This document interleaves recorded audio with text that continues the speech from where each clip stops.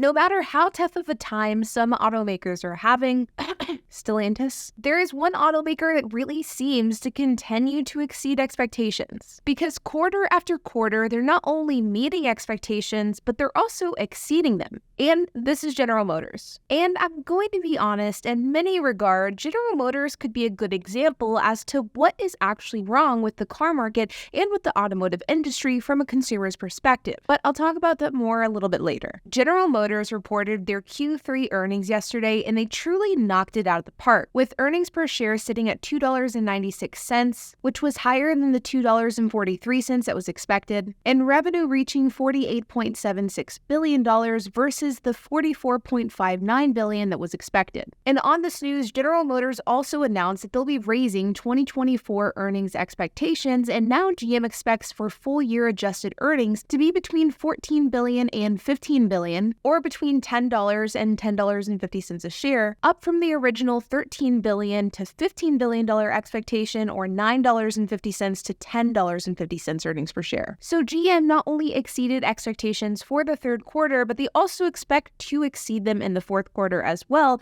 to overall exceed expectations for the entire year. Now, in the General Motors earnings call, GM has accredited really 4 key things as to how they've been able to exceed expectations this year and how they've been able to do so well, despite the fact that all things considered, the car market isn't doing that great. First is progress on EV profitability, along with rising sales and market share growth. Now, General Motors sold more than 32,000 EVs in the past 3 months, which is up 60% over last year. And according to GM CEO Mary Barra, of the people who purchased GM EVs, 60% of them came from another EV automaker. And now General Motors has a 9.8% market share for EVs in the US market, which is the second largest of any other automaker, only behind Tesla. The second thing that General Motors credits is a wide range of redesigned SUVs that are more profitable than outgoing models. Now, this is the point that I think is a bit annoying, and as I mentioned earlier, I think in some ways this shows what's wrong with the current state of the car market, and it truly highlights my grievances with the car market as a whole. Companies like General Motors aren't seeing record revenue and in some cases record profit because they're selling a record number of cars. They are making record profit or record revenue because of the fact that they're selling these cars at record high prices. And as I've mentioned probably 100 times on my channel over the last few years, because of the fact that there are less and less affordable options out there, it basically forces consumers to buy more expensive new cars, which is then driving up the amount of money that these automakers are making. In the third quarter, GM actually reported a decline in deliveries, and yet they reported an increase in profit. This is due to the fact that GM's average transaction price is extremely high, sitting at $49,349. In fact, this is above the average vehicle transaction price across the car market as a whole, which sits at $47,823. And whenever we dig into the numbers as to how GM is able to get such a high average vehicle transaction price, it's really being carried by large SUVs and trucks, like the Cadillac Escalade, which starts at $87,595, or the Escalade IQ, which starts at $127,000, or the Silverado, which starts at $36,800 for the base model, but goes all the way up to $71,800, or the Suburban, which starts at $59,200.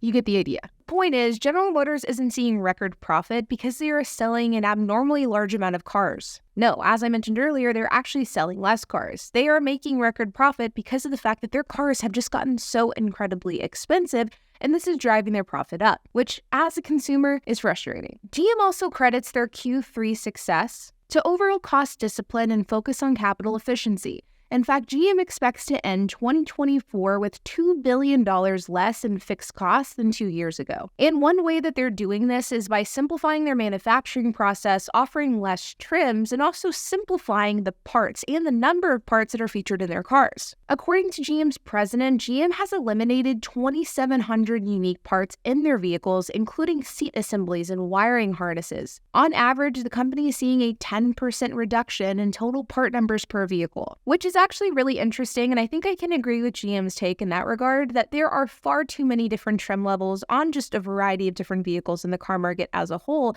and as a consumer, I am happy to see those decline a bit. And last but not least is improved performance in China. Interestingly enough, China was actually a consistently well-performing market for GM. And being as though China is the world's largest market for the car market, this was an important demographic to be doing well in for GM. But over the years, as more and more automakers have entered the Chinese market, as more Chinese automakers have begun to gain their footing and get more popular, and as there's just been more selection of vehicles in the Chinese market as well, less and less people in China are choosing GM as their vehicles.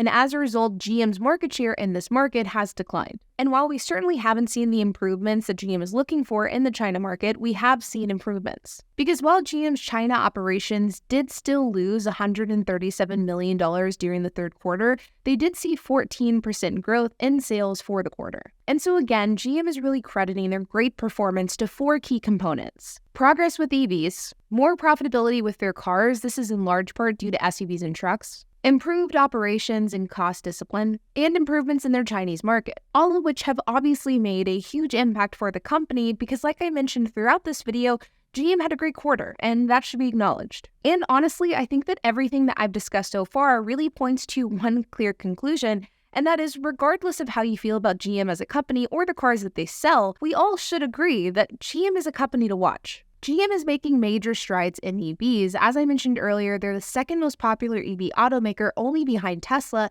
and they're really the only automaker that has a wide array of EVs. Sure, Tesla has the Y3, XS, and the Cybertruck, but all of those with the exception of the Cybertruck feel like the same car changed slightly. While GM offers cars like the Lyriq, the Blazer, the Hummer, the Equinox, the Sierra, the Cadillac, and more. Not only does GM have a fairly impressive lineup of electric vehicles, but they also have plans for a larger and larger lineup in the future, and they're getting closer and closer to profitability, which will be an absolute game changer for the company once they reach it. And this is something that most other ICE automakers just really aren't close to at all. I'm looking at you, Ford. GM is also gaining traction in the truck market, a segment that has traditionally been dominated by Ford and the F-150. And this is all on the backdrop of a slowing car market and higher labor costs associated with the agreement with the UAW after they went on strike last year, not to mention other factors like the port strike and the cyber attack from this summer.